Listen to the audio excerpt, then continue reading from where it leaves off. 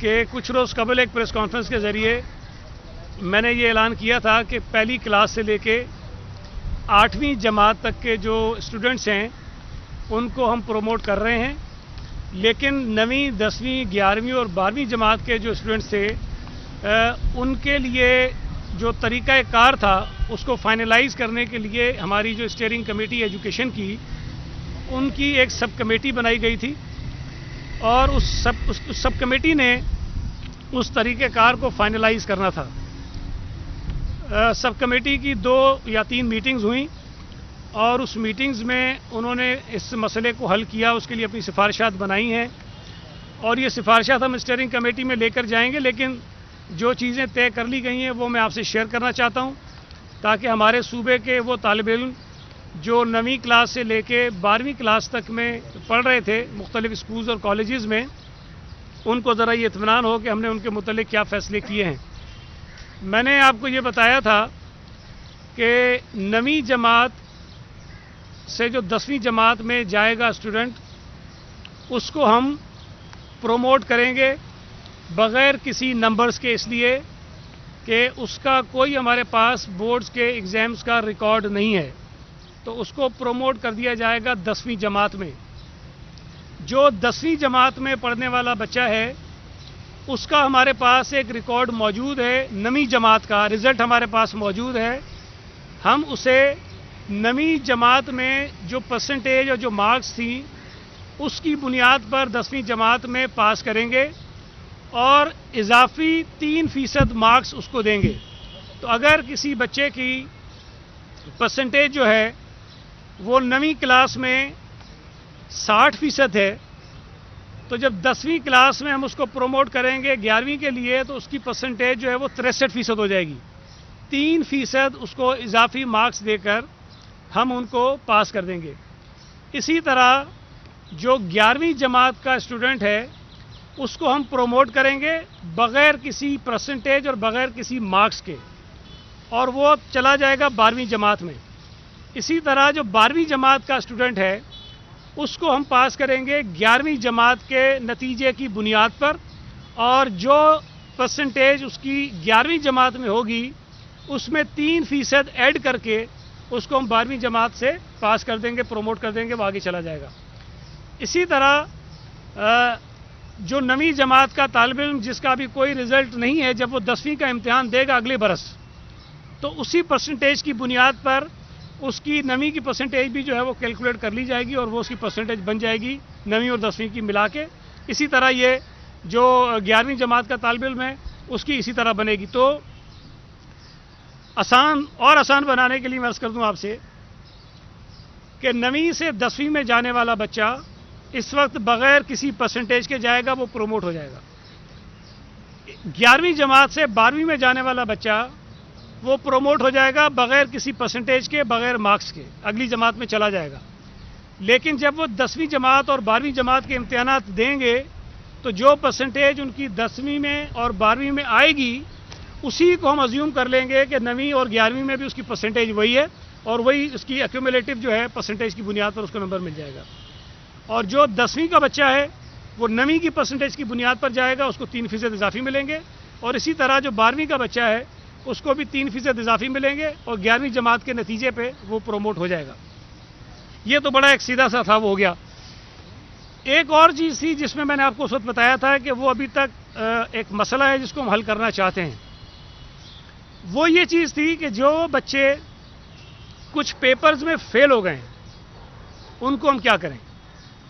تو جو فیصلہ وفاقی حکومت نے کیا تھا، جو NCC میں ہوا تھا، وہ اس طرح سے تھا کہ جو بچے 40% پیپرز میں فیل ہوں گے ان کو وہ پاس کر دیں گے، لیکن 40% سے زیادہ پیپرز میں اگر وہ فیل ہوں گے تو ان کو وہ پاس نہیں کریں گے۔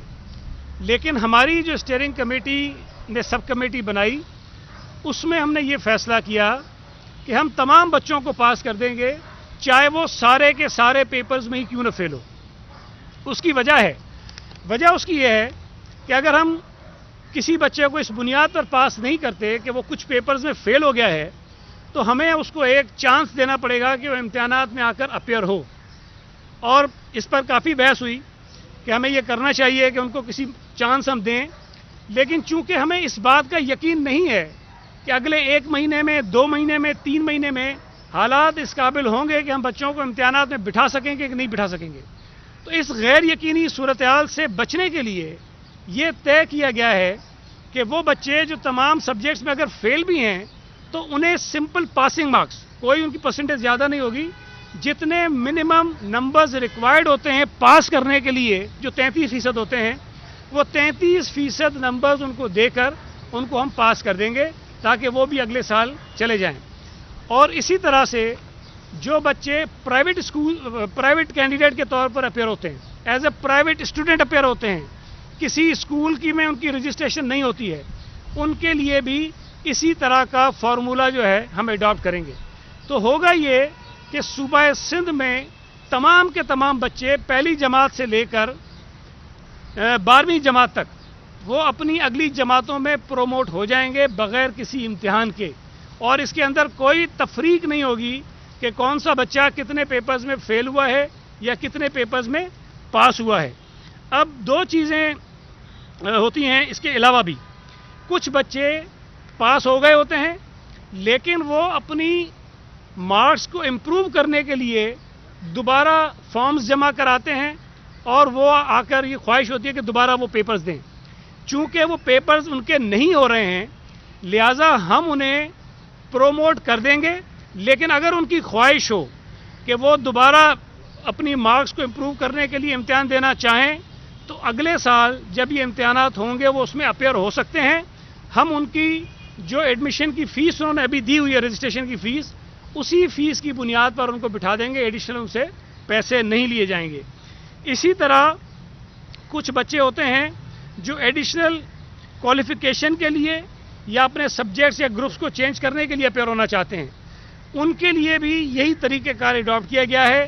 اس سال کوئی اسپیشل ایگزامینیشن نہیں ہوگا، اگلے برس جب یہ ایگزامز ہوں تو وہ اپنی اس سال کی جمع کرائی ہوئی فیس کی بنیاد پر ان پیپرز میں آ کر اپیئر ہو سکتے ہیں اور اپنی جو بھی ایڈیشنل کوالیفیکیشن ہو یا سبجیکٹ چینج کرنا چاہتے ہوں یا گروپ چینج کرنا چاہتے ہوں اس کے اندر وہ آ کر اپروو ہو سکتے ہیں۔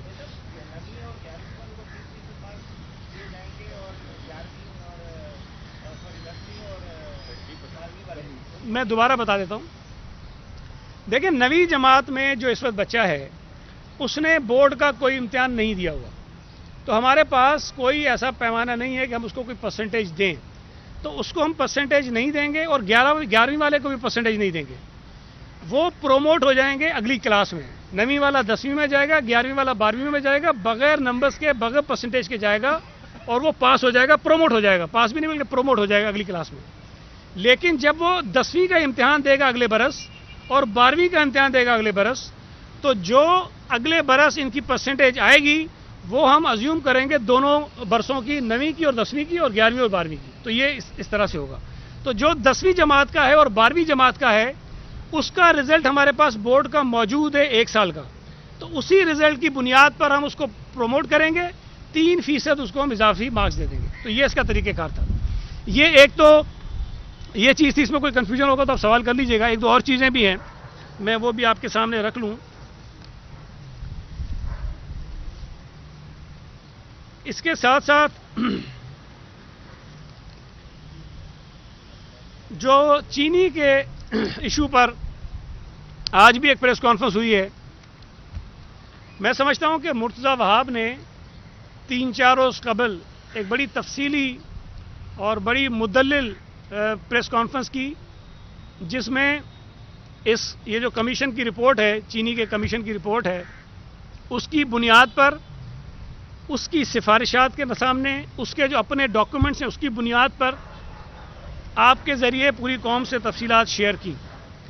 لیکن اگر آپ ایک بات نوٹ کریں تو پی ٹی آئی نے ایک کام شروع کیا ہوا ہے پیپلز پارٹی کے خلاف بھی اور پی ایم ایل این کے خلاف بھی۔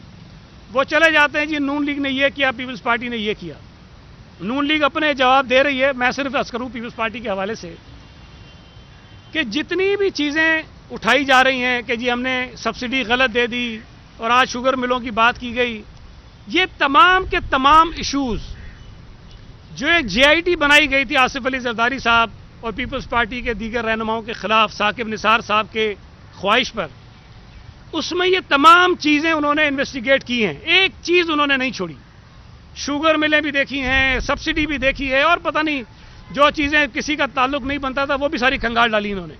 ہر چیز کی تحقیقات ہوئی ہیں، اس کی بنیاد پر ریفرنسز بھی بنائے گئے ہیں، کچھ بنائے جا رہے ہیں اور وہ عدالتوں میں ہیں۔ ہماری صرف ایک گزارش ہے کہ وزیر اعظم نے جو یہ کمیشن بنایا تھا وہ بنایا کیوں تھا؟ یہ سوال صرف پی ٹی آئی کے لوگوں سے ہمارا ہے، وزیر اعظم سے ہے، اور ان کے جو یہ کچھ جگادری روزانہ بیٹھتے ہیں، جو چول قسم کے لوگ روزانہ بیٹھ کے دو چار یہ ڈرامے کرتے ہیں، ان سے ایک سوال ہے، جواب تو وہ کبھی نہیں دیں گے۔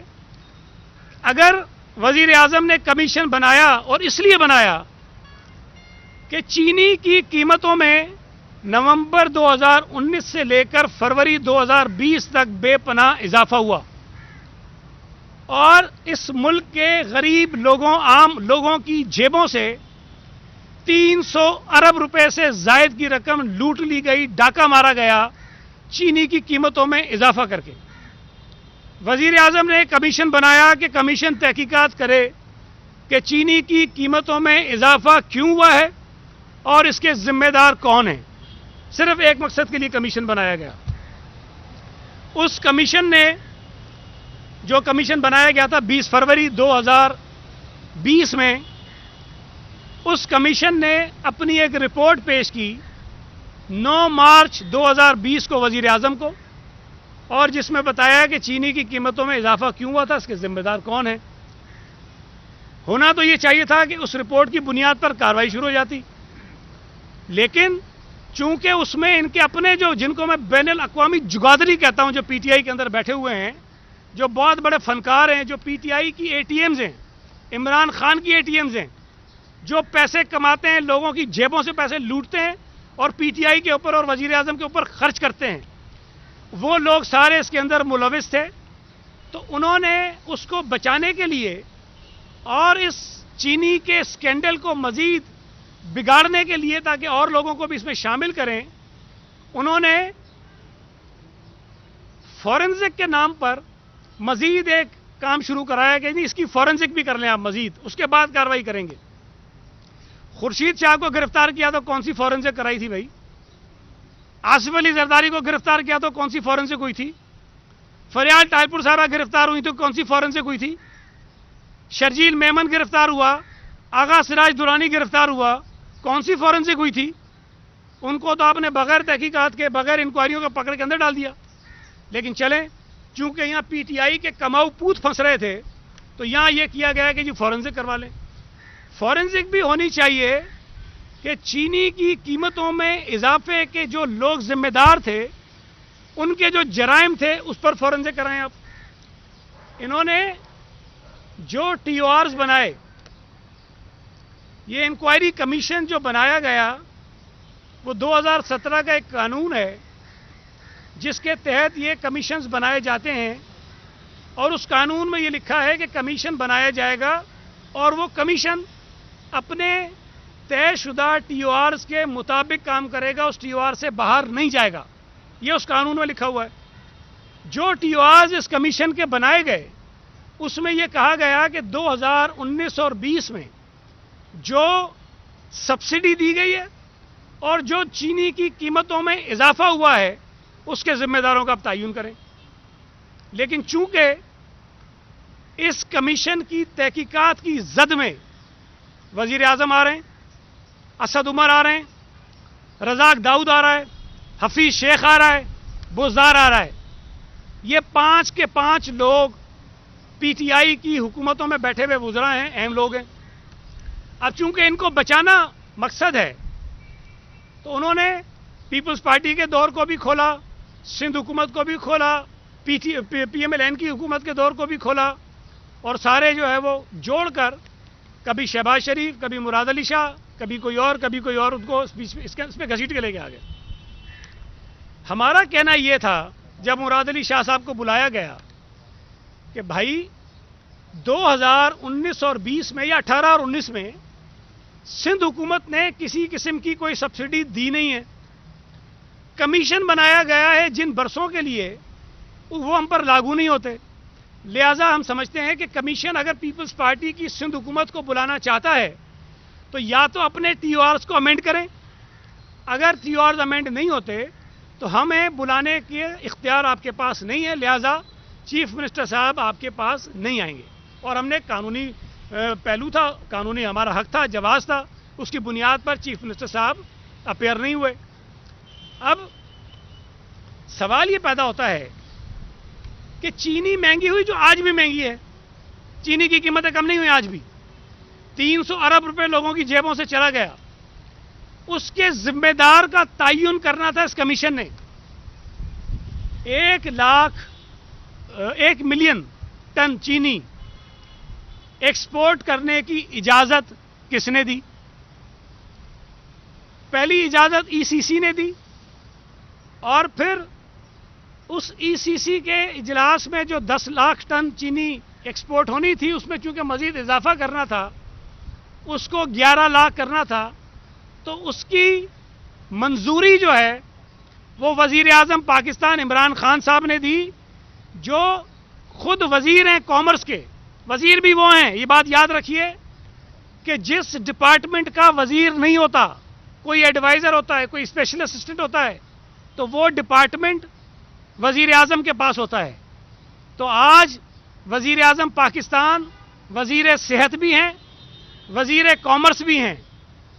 تو وزیر کامرس نے اس سمری کو بطور وزیر اعظم، اس کو بطور انچارج منسٹر کامرس، اس سمری کو پڑھا، اس سمری کو اپروو کیا، جس میں 10 لاکھ سے 11 لاکھ ٹن جو چینی ہے اس کو ایکسپورٹ کرنے کی اجازت دی گئی. اور جو اس میں پہلے ایک پابندی تھی کہ کوئی صوبائی حکومت یا وفاقی حکومت اس کے اوپر کوئی کسی قسم کی سبسڈی نہیں دے گی، وہ پابندی بھی ختم کی گئی.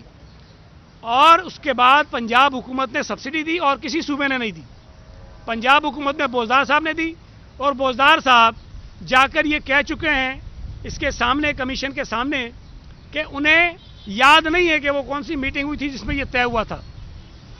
وزیر اعظم صاحب نے منظوری دی، وہ ریکارڈ پر ہے. جو چینی کی قیمتوں میں اضافے کی وجہ بتائی گئی ہے اس رپورٹ میں، جو کمیشن جو وزیر اعظم نے بنایا تھا، اس میں یہ واضح طور پر کہتا ہے پیرا نمبر 233 میں کہ جو چینی کی قیمتیں پاکستان میں بڑھی ہیں، جس کے نتیجے میں پاکستانی قوم کے 300 ارب سے زائد ان کی جیبوں سے نکل کے ان کے کباؤ پوتوں کی جیبوں میں گیا ہے، اس کی وجہ صرف اور صرف چینی کو ایکسپورٹ کرنے کا فیصلہ ہے. اب چینی ایکسپورٹ ہوئی، اس کے ذمہ دار وزیر اعظم ہے.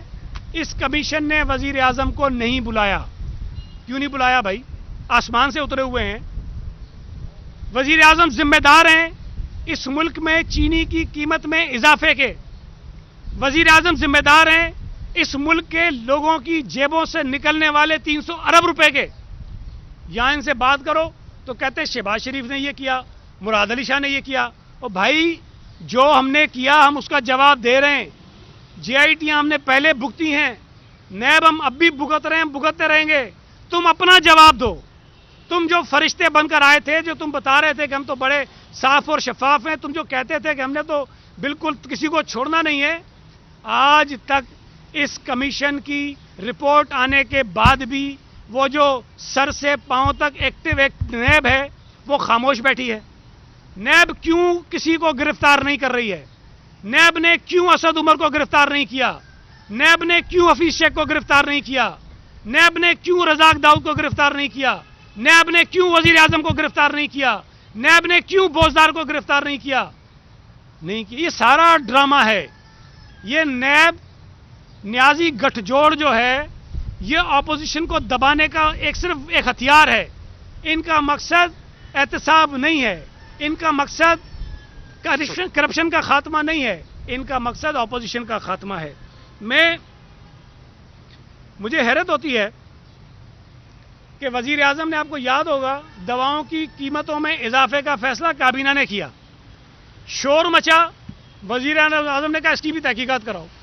وہ ایک اسپیشل اسسٹنٹ تھا، اس کو تو ہٹا دیا. تحقیقات کہاں پہنچی کسی کو نہیں پتا. خود کابینہ کو صدارت کرتے ہیں، خود فیصلہ کرتے ہیں. پھر لوگ جب شور مچاتے ہیں پھر کہتے ہیں جی یہ کیسے ہو گیا، اس کی تحقیقات کرو۔ گیس کی قیمتوں میں 2 مرتبہ اضافہ کابینہ نے کیا، وزیر اعظم نے کابینہ کی صدارت کی، اس کے بعد جب پتہ چلا گیس کی قیمتیں بڑھ گئیں کہتے ہیں تحقیقات کرو کیسے ہو گئی، پھر تحقیقات ہوئی کچھ نہیں پتا کیا ہوا۔ بھارت سے دوائی جہاں جو ابھی آنی تھی بند تھی، سارا کچھ تجارت کاروبار بند تھا، بھارت سے امپورٹ کی اجازت وزیر اعظم کی زیر صدارت کابینہ نے کمیٹی بنائی، اس کمیٹی نے دی۔ جب شور مچا تو کہتے ہیں تحقیقات کرو یہ کیسے ہو گیا۔ یاری کیا مذاق ہے، خود فیصلے کرتے ہیں کابینہ کی صدارت کرتے ہوئے، اس کے بعد بھول جاتے ہیں کہ کابینہ نے ہوا فیصلہ۔ مجھے سمجھ نہیں آتی کہ کابینہ میں وزیر اعظم جب بیٹھے ہوتے ہیں وہ ان پیپرز کو پڑھتے بھی ہیں کہ نہیں پڑھتے ہیں، کوئی نے پڑھ کے سمجھاتا بھی ہے کہ نہیں سمجھاتا ہے۔ چینی کی ایکسپورٹ کی اجازت خود دی، چینی کی قیمتوں میں اضافے کا سبب خود بنے، اس کے اوپر تحقیقات بھی خود کروائی، رپورٹ بھی آ گئی، ذمہ دار بھی خود ہیں، پھر کوئی نہیں پوچھ رہا ہے ان سے۔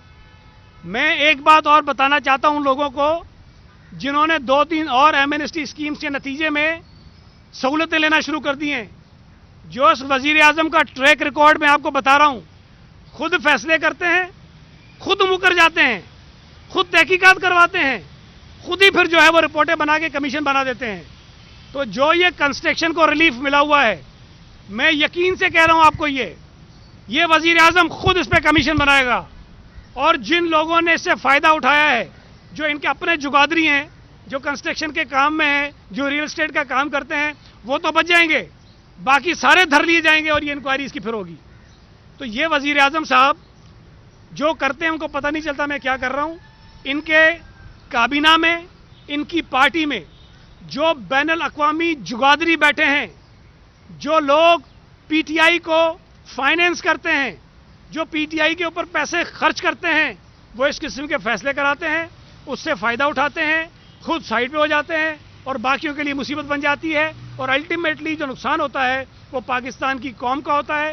ان کی جیب سے سینکڑوں ہزاروں ارب روپے نکل کر ان کے اے ٹی ایمز کی جیبوں میں چلے جاتے ہیں۔ میں مطالبہ کرتا ہوں کہ اگر نیب نے اپنی غیر جانبداری ثابت کرنی ہے تو پی ٹی آئی کے ان تمام وزیروں کو، ان تمام لوگوں کو فوراً گرفتار کرو جن کی وجہ سے 300 ارب سے زائد روپے پاکستانی قوم کی جیبوں سے نکل کر پی ٹی آئی کی اے ٹی ایمز کی جیب میں گئے اور ان اے ٹی ایمز کے ذریعے پی ٹی آئی کے اوپر خرچ ہوئے ہیں۔ میں ایک اور بڑا ایشو ہے امپورٹنٹ، ہمارے اوورسیز پاکستانی جو بہت بڑی تعداد میں دنیا کے مختلف ممالک میں موجود ہیں، اس حکومت کی پالیسیز کی وجہ سے جس طرح سے وہ بیچارے ان ملکوں میں ذلیل و رسوا ہو رہے ہیں اس کی مثال نہیں ملتی ہے۔ پی ٹی آئی اگر فورن ایکسچینج کی ضرورت ہو تو آپ منتیں کرتے ہو اپنے اوورسیز پاکستانیز کو کہ خدا کے لیے آپ جو ہے یہاں پیسے بھیجیں۔ اگر آپ کو چندہ چاہیے ہو تو آپ ان سے مطالبہ کرتے ہو اوورسیز پاکستانی سے کہ ہمیں چندہ دیں آپ، تاکہ اپنی معیشت کو ٹھیک کریں اور اپنے جو للے تللے کے خرچے ہم پورے کریں، اور اس سے پھر لوٹ مار مچائیں۔ جو فورن فنڈنگ کا کیس بھی ان کا چل رہا ہے، انہی سے پیسے مانگتے ہو۔ آج وہ دنیا کے مختلف ملکوں میں ذلیل و رسوا ہو رہے ہیں، بیچارے پریشان ہیں بچوں سمیت۔ اس حکومت کو کوئی احساس نہیں ہے سوائے ڈرامے بازیاں کرنے کے۔ جو لوگ آئے ہیں ان سے 3 گنا کرائے زیادہ لیے گئے، پی آئی اے نے زیادہ کرائے لیے ان سے، اور بھیڑ بکریوں کی طرح ان کو جہازوں میں بھر کر لے کر آئے ہیں۔ کوئی جو ایس او پیز ہیں اس کو فالو نہیں کیا گیا ہے، آپ نے وہ ویڈیوز بھی دیکھی ہیں۔ 3 گنا کرائے زیادہ لیتے ہیں، اور اس کے بعد ان کو جس طرح جہازوں میں بٹھا کر لاتے ہیں، وہ بالکل ساری دنیا دیکھتی ہے کہ وہ کرونا کے پھیلاؤ کا سبب بن رہے ہیں۔ بیچارہ کسی ملک سے پاکستانی جہاز میں ٹھیک بیٹھتا ہے، یہاں اترتا ہے تو کرونا کا مریض ہو کے نکلتا ہے۔ یہ پی آئی اے اور اس حکومت کی نالائکی اور نااہلی ہے۔ یہاں روزانہ آپ کے پاس ویڈیوز آتی ہوں گی، دنیا میں پاکستان کی ایمبیسیز کے باہر جس انداز میں وہ پاکستانی بیچارے دربدر ہو رہے ہیں، کئی دنوں سے وہ ایمبیسیوں کے باہر سڑکوں اور فٹ پاتھوں پر پڑے ہوئے ہیں۔ اس حکومت کو کوئی ان کا احساس نہیں ہے۔ یہ میں مطالبہ کرتا ہوں کہ ان کے مسئلوں کو حل کیا جائے، اور پی آئی اے ان سے کرائے کم لے۔ یہ کہنا کہ جی جہاز خالی جاتا ہے، خرچہ ہوتا ہے، اور بھائی ان پاکستانیوں نے جو دوسرے ملکوں میں کما رہے ہیں، پاکستان کی اکنامی کو چلایا ہے ہمیشہ، ان کے لیے اگر پی آئی اے کچھ خرچ کر دے گا تو احسان نہیں کرے گا ان کے اوپر. آج وہ مشکل میں ہیں, آج ان کو ضرورت ہے مدد کی. اور دوسری بات یہ ہے کہ جو پیٹرول کی قیمتیں کم ہوئی ہیں, پی آئی اے کو کوئی خرچہ نہیں ہو رہا, کوئی اس کے اوپر بوجھ نہیں پڑ رہا. ان کی ٹکٹوں کی قیمتیں کم ہونی چاہیے. پی آئی اے نے اپنی ٹکٹس میں سستے نہیں کیے اور مہنگے کر دیے ہیں, تو اس کا کوئی جواز نہیں ہے.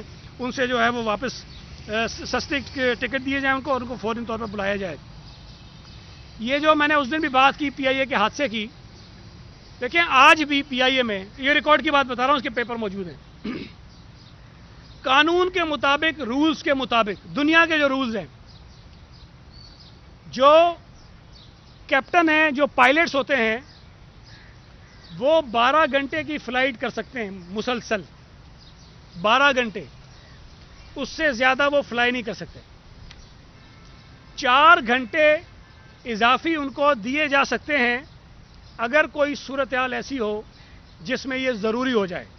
یہ ایکسیپشنز ہیں, یہ نہیں کہ 16 گھنٹے, 12 گھنٹے ہے, 4 گھنٹے اضافی یہ رولز ہیں اس کے مطابق ان کو دیے جا سکتے ہیں.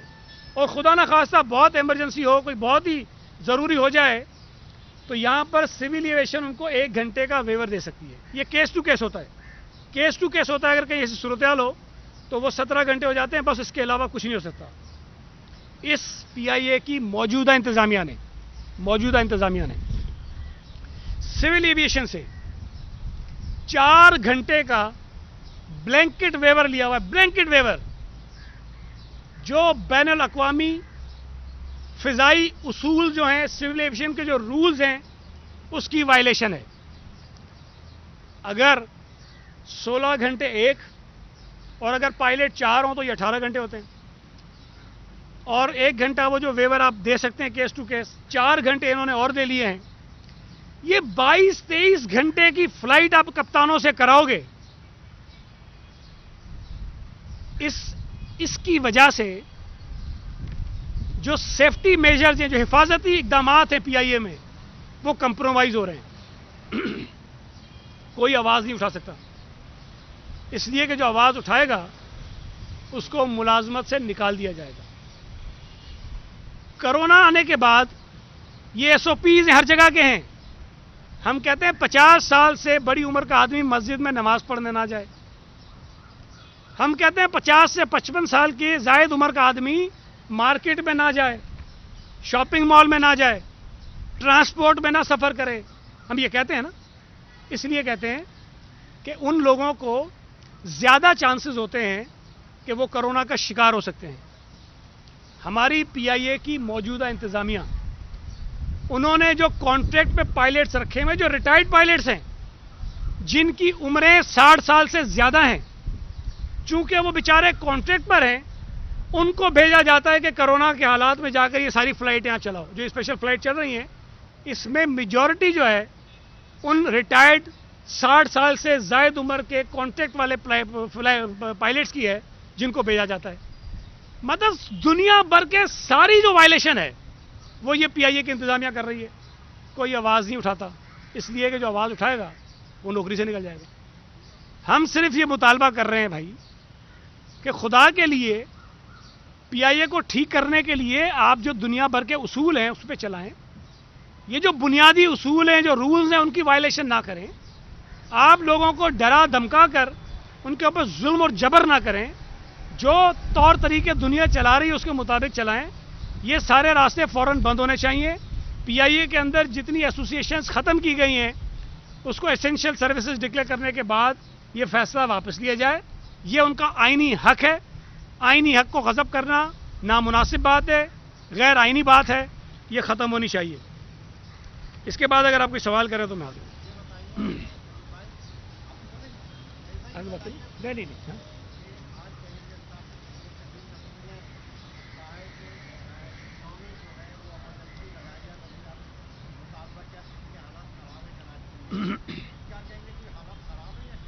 دیکھیں, اس وقت پاکستان کی معیشت کی جو حالت ہے, جو ماہرین کہہ رہے ہیں, وہ پاکستان کی 70 سالہ تاریخ کی بدترین معاشی حالات کا ہم سامنا کر رہے ہیں. اور یہ کرونا کی وجہ سے نہیں ہے. کرونا تو ابھی مارچ میں, فروری میں آیا نا. اس سے پہلے اگر آپ ان کی معیشت کے حالات کو اٹھا کے دیکھیں تب بھی انہوں نے برباد کر کے رکھ دی معیشت. انہوں نے فگر فجنگ کی, اپنی جی ڈی پی گروتھ کے جھوٹے فگرز بتائے جو ثابت ہوئے ہیں. 1.9 تھی, انہوں نے زیادہ بتائی, جھوٹ بولا, قوم سے جھوٹ بولا, دنیا سے جھوٹ بولا, ورلڈ بینک سے جھوٹ بولا, IMF سے جھوٹ بولا, اپنی عوام سے جھوٹ بولا. جھوٹ بول کر اپنی معیشت کی گروتھ انہوں نے زیادہ دکھائی. اور آج بھی جو خبریں آ رہی ہیں کہ جب آپ کے پاس اتنی اسپیس ہے کہ جو آپ کو قرضوں کی ادائیگی کرنی تھی وہ ڈیفر ہو گئی ہے, ان حالات میں یہ مزید اتنے قرضے لینے جا رہے ہیں جو پاکستان کی تاریخ میں کسی حکومت نے نہیں لیے. جو پیپلز پارٹی کی حکومت نے 5 سال میں قرضے لیے, اس نالائق نااہل سلیکٹڈ حکومت نے 1 برس میں لیے.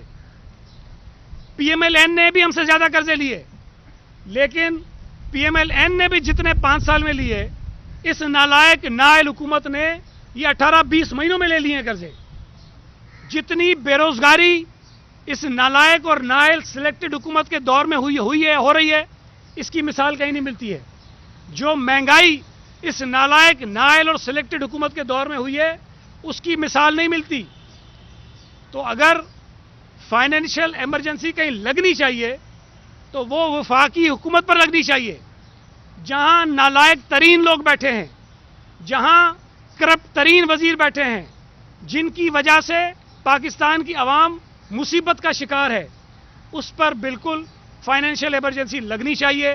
سندھ حکومت اس وقت پاکستان میں تمام حکومتوں سے بہتر انداز میں گورن کر رہی ہے, بہتر انداز میں اپنی حکومت چلا رہی ہے, بہتر انداز میں اپنے شہریوں کی زندگیوں کو بچانے کی کوششیں کر رہی ہے.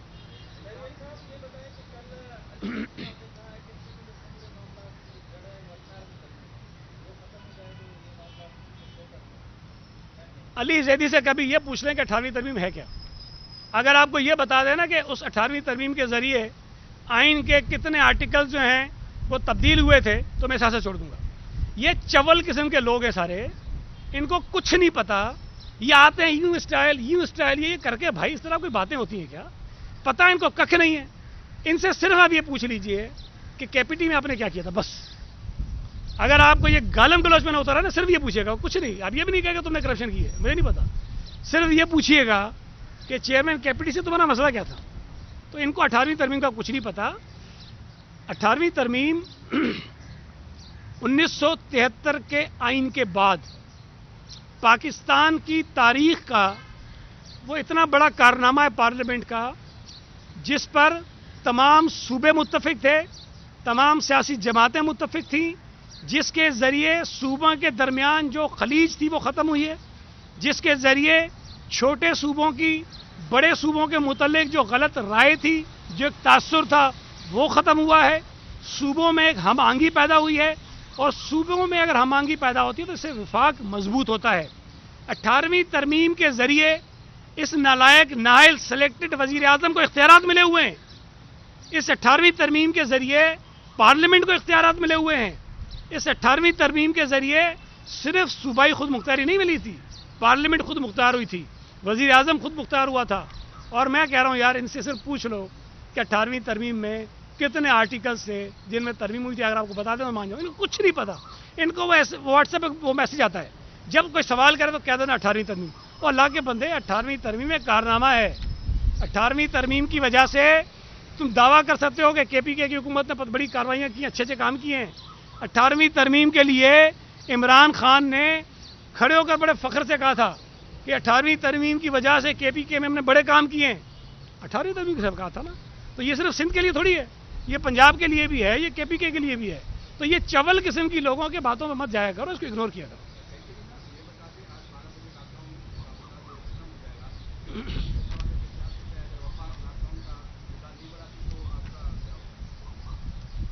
دیکھیں, لاک ڈاؤن کے فیصلے ہر صوبائی حکومت نے خود کیے تھے. پھر جب سپریم کورٹ نے کہا کہ اس کے اوپر ایک نیشنل پالیسی ہونی چاہیے, اس کے بعد NCC کے پلیٹ فارم سے یہ ساری چیزیں ہوتی رہیں. تو لاک ڈاؤن صوبائی حکومتوں کے آرڈرز کے مطابق جس طرح چل رہے ہیں تو برائے نام ہی ہیں, لیکن جو چل رہے ہیں وہ چلتے رہیں گے. NCC کی جو میٹنگ ہوئی تھی 7 مئی کو, اس میں یہ ہوا تھا کہ جو فیصلے NCC نے 7 مئی کو کیے ہیں وہ 31 مئی کو دوبارہ ہم ریویو کریں گے، لیکن 31 مئی سے پہلے ہی بہت ساری صوبائی حکومتوں میں اس میں رد و بدل کیا، اور یہاں پر بھی ہوا، کوئی سپریم کورٹ کے کہنے پہ ہوا۔ تو جو میٹنگ آج ہونی تھی اب وہ غالباً شاید کل ہو رہی ہے، تو کل NCC کی میٹنگ ہوگی، دیکھتے ہیں اس کے اندر کیا فیصلے ہوتے ہیں۔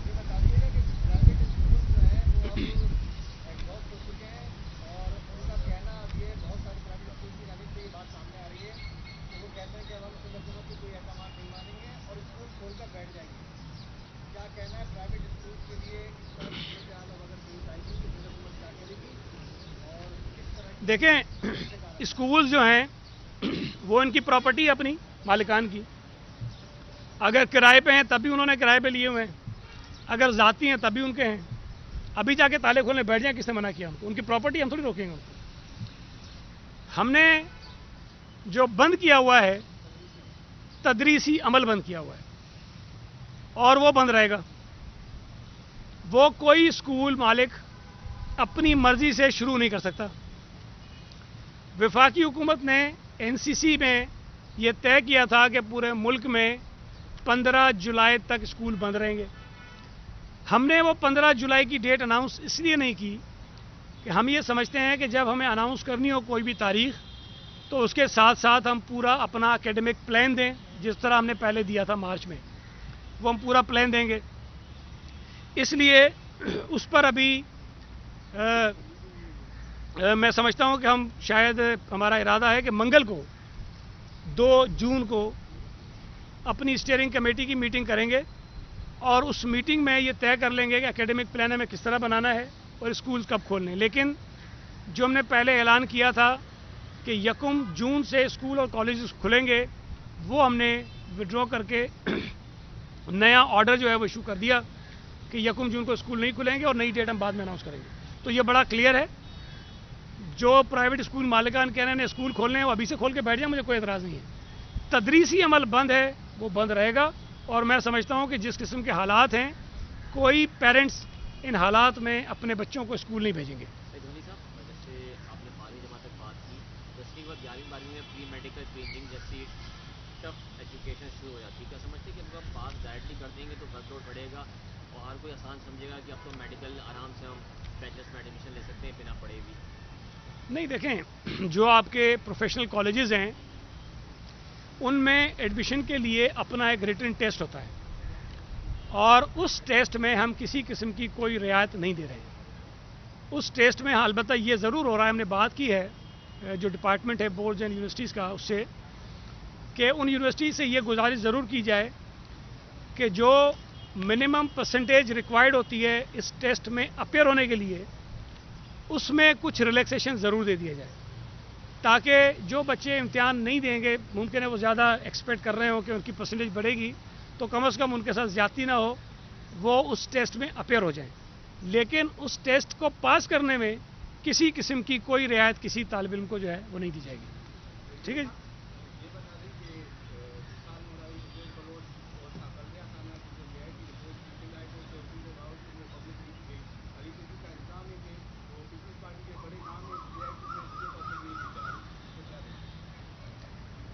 دیکھیں، میں ایک عرض کر دوں کہ یہ GITs سب کے پاس ہیں، آپ لوگوں کے پاس بھی ہیں، ہر آدمی کے پاس ہیں، لیکن قانونی طور پر پاکستان کے قانون کے مطابق ان GITs کی کوئی حیثیت نہیں ہے۔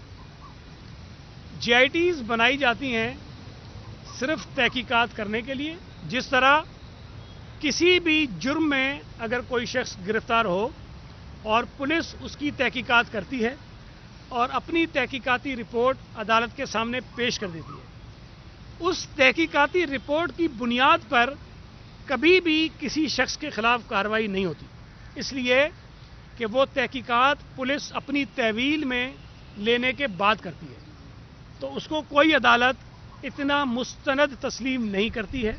لہٰذا یہ جتنی GIT رپورٹس ہیں ان کی حیثیت بھی اسی ایک تحقیقاتی رپورٹ کی ہے جس طرح کوئی اور عام تحقیقاتی رپورٹ ہوتی ہے۔ اس کو پبلک کرنے سے ایک امکان ہوتا ہے جو میں سمجھتا ہوں شاید جو انصاف کی فراہمی ہے اس کے راستے میں حائل ہونے کے امکانات ہوتے ہیں. جس طرح آج کل میڈیا پر ان جی آئی ٹیز کو اچھالا جاتا ہے حالانکہ وہ غلط ہوتی ہیں.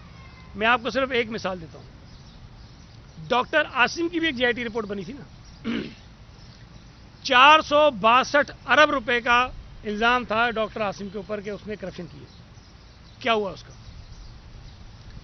ڈاکٹر عاصم کو دنیا کا امیر ترین آدمی بنا دیا گیا تھا اس جی آئی ٹی میں. بل گیٹ سے زیادہ اس کی جائیداد اور اس کا پیسہ تھا.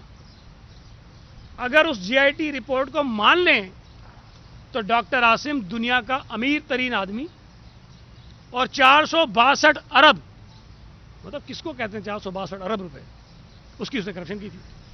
اب مجھے بتائیے کیا یہ چیزیں حقیقت سے دور دور بھی کہیں ملتی ہیں؟ لیکن چونکہ میڈیا پہ بڑا شور شرابہ مچا، اس سے لوگوں کا اوپینین چینج ہونے کے امکانات ہوتے ہیں، اس سے لوگوں کے ساتھ زیادتی ہو سکتی ہے. یہ جو میڈیا پہ ایک ماحول بنتا ہے وہ اثر انداز ہو سکتا ہے. جو انصاف کا ایک بنیادی اصول ہوتا ہے کہ وہ فیئر ہونا چاہیے. تو میں یہ سمجھتا ہوں کہ یہ تمام الزامات جو جی آئی ٹیز میں لگے ہماری قیادت کے خلاف خاص طور پر، ان پر ساری یہ ریفرنسز ہیں، مقدمات ہیں. کون سی چیز ہے جس میں کسی کے خلاف کیس نہیں بنا ہوا؟ مجھے بتائیں نا آپ. سب پر تو ہے. تو یہ میں ان سے جو یہ چمار جو ہیں بیچارے ان کے 2-4 منسٹر ہیں، میں کہہ رہا ہوں ان کی باتوں کو حیثیت نہیں دیا کریں. میری ان سے گزارش ہے کہ باقی تو جی آئی ٹیز تھی نا، یہ کمیشن تو آپ لوگوں نے بنایا، اس میں کہا گیا ہے کہ عمران خان چور ہے. یہ کمیشن کہتا ہے کہ عمران خان کی وجہ سے اس ملک میں چینی مہنگی ہوئی ہے. عمران خان کی وجہ سے 300 ارب روپے پاکستانی قوم کی جیب سے نکلے ہیں. اور پہلے اس کو تو رگڑا لگاؤ، اندر ڈالو. تم تو کہتے تھے نا عمران خان کو بھی نہیں چھوڑیں گے اگر وہ کرے گا. یہ کمیشن کہہ رہا ہے، تمہارا بنایا ہوا کمیشن کہہ رہا ہے.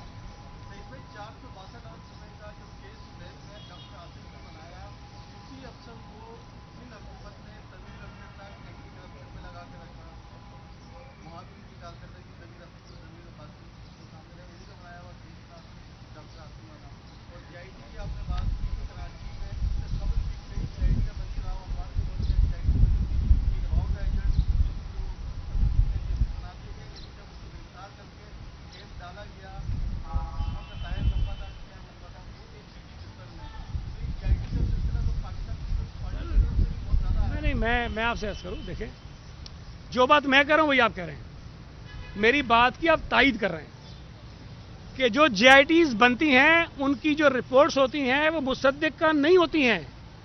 اس میں حقیقت اتنی نہیں ہوتی ہے، اس میں سچ اتنا نہیں ہوتا ہے. اب اس کو اگر آپ پبلک کرتے ہیں تو وہ جو انصاف کے بنیادی تقاضے ہوتے ہیں اس پر اثر انداز ہو سکتی ہے. یہ بات تو میں کہہ رہا ہوں جو آپ کہہ رہے ہیں. تو جے آئی ٹی میں 4-5 مختلف اداروں کے افراد ہوتے ہیں جو تحقیقات کرتے ہیں. اب ظاہر ہے کہ بھائی اگر ڈاکٹر عاصم سے آپ اتنی چیزیں اگلوا سکتے ہو کہ دنیا کا امیر ترین آدمی ہو جائے، 462 کی کرپشن ہو جائے، تو بھائی ثابت کرو. نہیں ہو رہی نا، غلط ہے باتیں، کیونکہ اس کا کوئی سر پیر نہیں ہے. اس لیے میں یہ کہہ رہا ہوں کہ جے آئی ٹیز جتنی بھی بنی ہے ان کی رپورٹس کی بنیاد پر فیصلہ نہیں ہونا چاہیے. عدالتوں میں کیسز ہیں، مقدمات ہیں، عدالتیں فیصلہ کریں. اگر وہ سمجھتی ہیں چیزیں ٹھیک ہیں، شواہد موجود ہیں، سزائیں دیں اس کی بنیاد پر. یار ایک افسر دیکھیں نہیں ہوتا. جے آئی ٹی میں مختلف لوگ ہوتے ہیں اور جے آئی ٹی میں مختلف اداروں کے لوگ ہوتے ہیں. اور جے آئی ٹی میں جو اگلوایا جاتا ہے کس طرح سے مجھے نہیں پتا، ابھی تک تو میری نہیں بنی لیکن جو بنایا جاتا ہے، اگلوایا جاتا ہے، اس کے اندر لکھ دیا جاتا ہے کہ یہ اس نے کہا، کن حالات میں کہا، کیوں کہا، کس طرح سے کہا، اس کا تو آپ کو بھی نہیں پتا ہوتا.